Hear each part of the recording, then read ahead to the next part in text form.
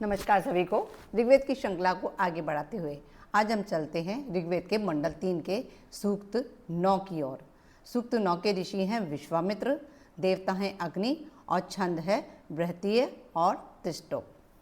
हे श्रेष्ठ कर्मा, उत्तम ऐश्वर्य युक्त, निष्पाप, पाप नाशक, पानी को नीचे न गिरने देने वाले अग्निदेव, अपने संरक्षण के लिए हम मनुष्यगण मित्र भाव से आपका वरण करते हैं। मेघों में जल को अग्नि की ही ऊर्जा संभाले रहती है। वायव्य की ऊर्जा शांत हुए बिना वर्षा संभव नहीं होती। हे अग्नि, आप वनों समूहों को आकार देने वाले हैं। आप नाद रूप जलों के पास शांत होकर जाते हैं। आपका निवृत्त होना हम सहन न करें। आप दूर होकर भी हमारे निकट प्रकट होते हैं।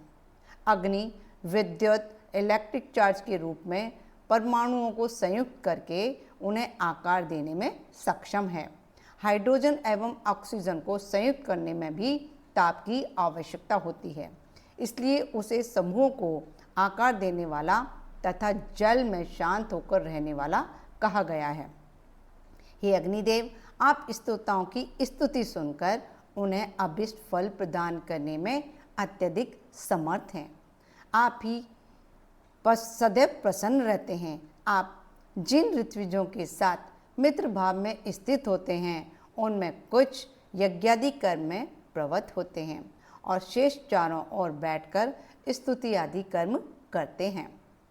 शत्रु सेनाओं के पराभवकारी और जल में छिपे हुए सिंह के समान पराक्रमी उन अग्निदेव को द्रोह न करने वाले, स्नेह करने वाले अविनाशी देवों ने प्राप्त किया।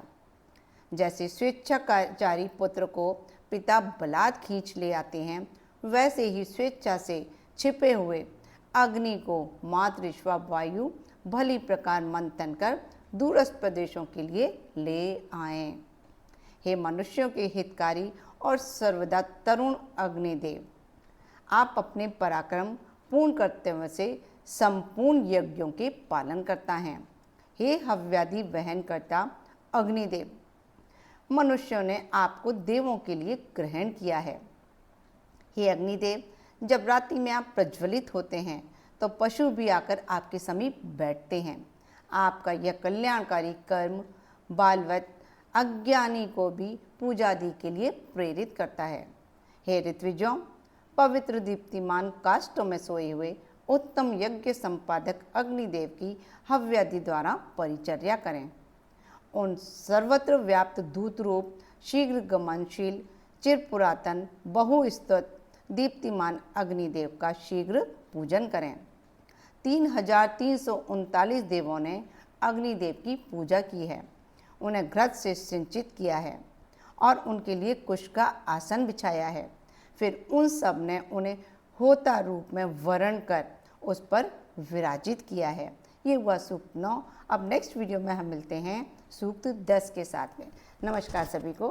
खुश रहें, स्वस्थ रहें, मस्त रहें।